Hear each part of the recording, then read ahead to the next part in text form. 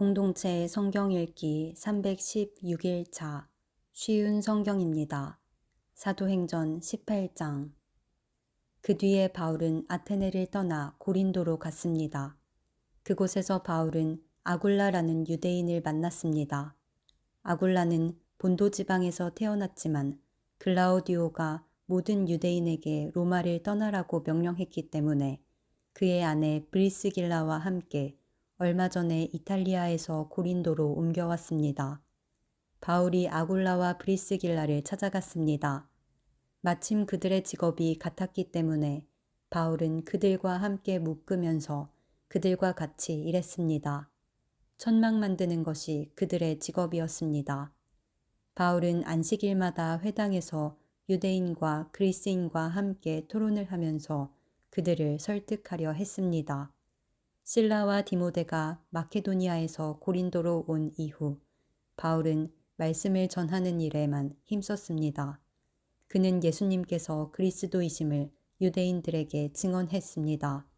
그러나 그들은 바울에게 대들며 욕을 했습니다. 그래서 바울은 자기 옷에서 먼지를 털며 그들에게 말했습니다. 여러분이 구원받지 못한다면 그것은 여러분의 책임입니다. 나에게는 잘못이 없습니다. 이제 나는 이방인들에게 가겠습니다. 바울은 회당에서 나와 디디오 유스도라는 사람의 집으로 갔습니다. 그는 하나님을 경외하는 이방인이었습니다. 그의 집은 회당 바로 옆에 있었습니다. 회당장 그리스보와 그의 온 집안 식구가 주님을 믿었습니다. 그러자 고린도에 사는 다른 많은 사람들이 이 소식을 듣고 예수님을 믿고 세례를 받았습니다. 어느 날 밤 환상 중에 주님께서 바울에게 말씀하셨습니다. 두려워하지 마라. 조용히 있지 말고 계속해서 말하여라. 내가 너와 함께 있다. 내 백성이 이 도시에 많다. 그러므로 아무도 너를 공격하거나 해치지 못할 것이다. 바울은 그곳에서 1년 6개월 동안을 머물면서 사람들에게 하나님의 말씀을 가르쳤습니다. 갈리오가 아가야 지방의 총독이 되었을 때에 유대인들이 합심하여 바울에게 몰려가 그를 재판정으로 끌고 갔습니다. 유대인들은 갈리오에게 이 사람이 우리의 법을 어겨가면서 사람들에게 하나님을 섬기라고 유혹하고 있습니다. 라고 고소했습니다. 바울이 막 입을 열려고 하는데 갈리오가 유대인들에게 말했습니다. 여러분, 고소하는 것이 어떤 범죄나 나쁜 행동에 관한 것이라면 내가 들어주겠소. 그러나 여러분이 지금 말하는 것은 언어와 명칭과 여러분들의 율법에 관한 것들이요. 그러니 이런 문제는 여러분 스스로 해결하도록 하시오. 나는 이런 사건의 재판관이 되기는 싫소. 이 말을 하고 갈리오는 그들을 재판정에서 몰아냈습니다. 그러자 그들은 회당장 소스데네를 붙들어다가 재판정 앞에서 마구 때렸습니다. 그래도 갈리오는 이 일에 조금도 참견하지 않았습니다. 바울은 형제들과 함께 고린도에 며칠 더 머물다가 그들과 작별하고 배를 타고 시리아로 갔습니다. 브리스길라와 아굴라도 그와 동행하였습니다. 바울은 항해하기 전에 그가 이전에 맹세한 것이 있어서 겐그레아에서 머리를 깎았습니다. 그들은 에베소에 도착했습니다. 그곳에서 바울은 브리스길라와 아굴라와 헤어진 후 혼자서 회당으로 가서 유대인들과 토론을 했습니다. 유대인들이 바울에게 좀 더 머물러 달라고 말했지만 바울은 거절했습니다. 하지만 바울은 그들과 헤어지면서 하나님의 뜻이라면 다시 돌아오겠습니다. 라고 약속했습니다. 그리고 배를 타고 에베소를 떠났습니다. 바울은 가이사랴에 내려 예루살렘으로 올라가 인사한 뒤 다시 안디옥으로 내려갔습니다. 바울은 한동안 안디옥에 머물러 있다가 그곳을 떠나 갈라디아와 부르기아 지방을 두루다니면서 모든 신자들에게 힘을 북돋워 주었습니다. 아블로라는 유대인이 에베소에 왔습니다.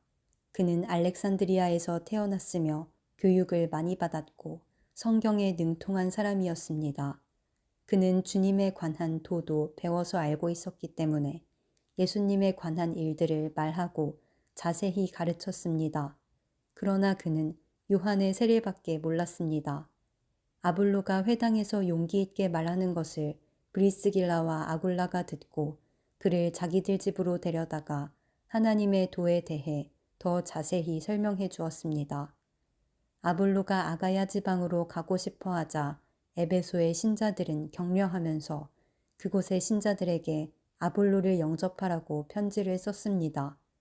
아볼로는 그 지방에 도착하여 하나님의 은혜로 믿게 된 사람들에게 많은 도움을 주었습니다. 그는 사람들 앞에서 유대인들과 열정적으로 토론을 하여 그들의 주장을 물리쳤으며 성경을 이용해서 예수님께서 그리스도이심을 증명했습니다. 사도행전 19장. 아볼로가 고린도에 있는 동안 바울은 북부지방을 거쳐서 에베소에 이르게 되었습니다. 바울은 거기서 몇몇 제자들을 만났습니다. 바울이 그들에게 물었습니다. 여러분은 믿을 때에 성령을 받았습니까? 그들이 대답했습니다. 우리는 성령이 계시다는 것조차 들어본 적이 없습니다. 바울이 다시 물었습니다. 그러면 여러분은 어떤 세례를 받았습니까? 그들이 대답했습니다. 요한의 세례를 받았습니다. 바울이 말했습니다. 요한은 회개의 세례를 베풀었습니다. 요한은 사람들에게 자기 뒤에 오실 분을 믿으라고 외쳤는데 그분이 바로 예수님이십니다. 그들은 이 말을 듣고 주 예수님의 이름으로 세례를 받았습니다. 바울이 그들에게 손을 얹자 성령께서 그들에게 내려오셨습니다. 그러자 그들은 방언으로 말하고 예언을 하기 시작했습니다. 그곳에 있던 사람은 모두 12명쯤 되었습니다. 바울은 회당에 들어가서 3달 동안 하나님의 말씀을 담대하게 전했습니다. 그리고 하나님의 나라에 관해 토론도 하고 받아들이도록 설득했습니다. 그러나 어떤 사람들은 마음이 굳어져서 믿지 않고 오히려 군중들 앞에서 도를 욕하고 다녔습니다. 그래서 바울은 그런 사람들을 떠나 신자들을 데리고 두란노 학원으로 가서 날마다 사람들과 토론을 했습니다. 그 일은 2년 동안 계속되었습니다. 그리하여 아시아 지방의 모든 유대인과 그리스인이 주님의 말씀을 듣게 되었습니다. 하나님께서 바울의 손을 빌려 놀라운 기적들을 일으키셨습니다. 심지어 사람들이 바울이 몸에 지니던 손수건이나 앞치마를 병든 사람 위에 얹기만 해도 병이 낫고 귀신이 쫓겨나갔습니다. 그러나 사방으로 돌아다니면서 귀신을 쫓아내는 유대인 중에서도 주 예수님의 이름을 이용하여 귀신을 쫓아내려는 사람들이 있었습니다. 그들은 바울이 전파하는 그 예수의 이름으로 명령한다. 그 사람에게서 나오너라고 말하곤 했습니다. 유대인 대제사장 스게와라는 사람의 7 아들들이 바로 이런 일을 하였습니다. 그런데 악한 귀신이 그들에게 말했습니다. 내가 예수님도 알고 바울도 알지만 너희는 누구냐? 그러더니 귀신 들린 사람이 그들에게 달려들었습니다. 귀신 들린 사람은 스게와의 아들들보다 힘이 세어서 그들을 때리고 옷을 찢었습니다. 그래서 그들은 발가벗긴 채 그 집에서 도망쳤습니다. 이 일이 에베소에 사는 모든 유대인과 그리스인들에게 알려지자 그들은 두려움에 사로잡혔으며 주 예수님의 이름을 찬양했습니다.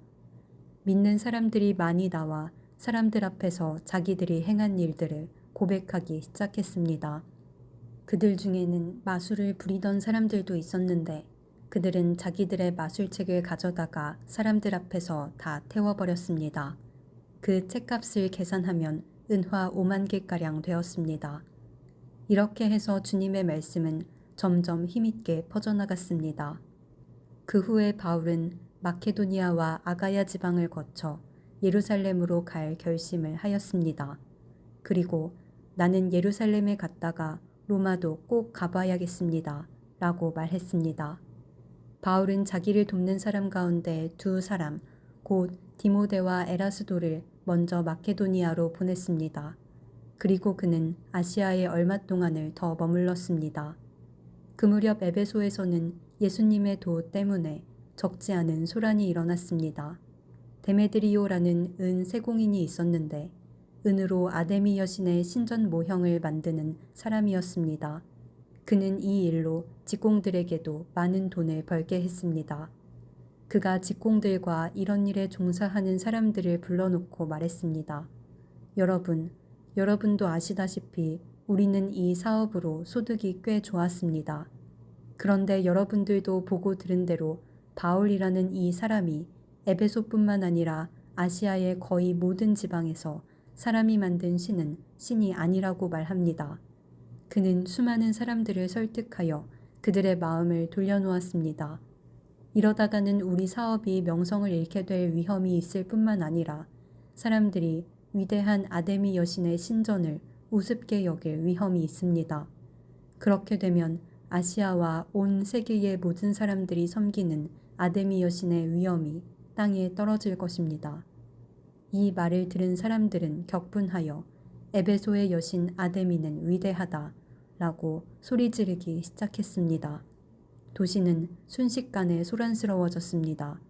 군중들은 바울과 함께 여행하던 마케도니아 사람 가이오와 아리스다고를 붙잡고 한꺼번에 극장으로 몰려갔습니다.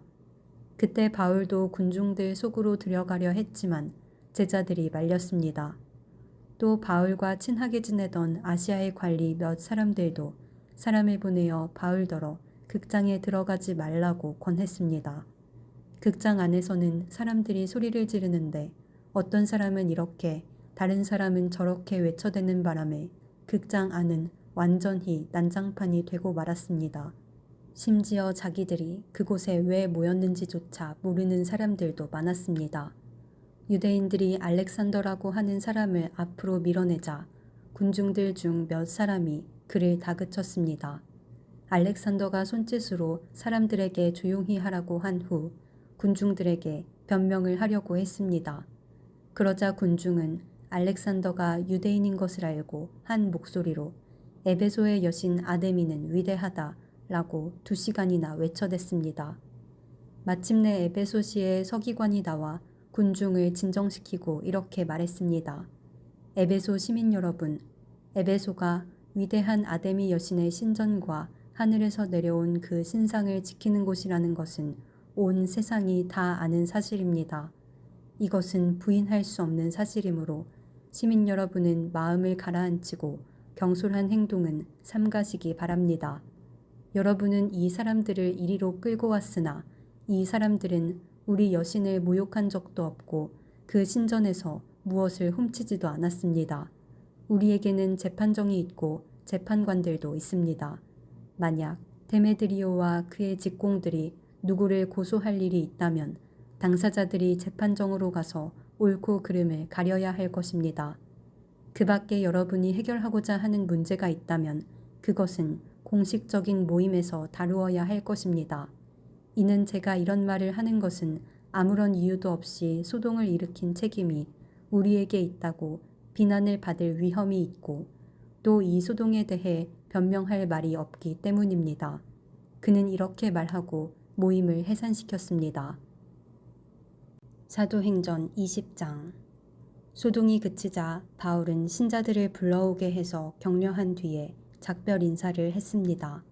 바울은 그곳을 떠나 마케도니아 지방으로 갔습니다. 그는 마케도니아로 가는 길에 여러 지방에 들러 신자들에게 격려하는 말을 많이 하고 그리스에 도착했습니다. 바울은 그리스에서 3달을 지냈습니다.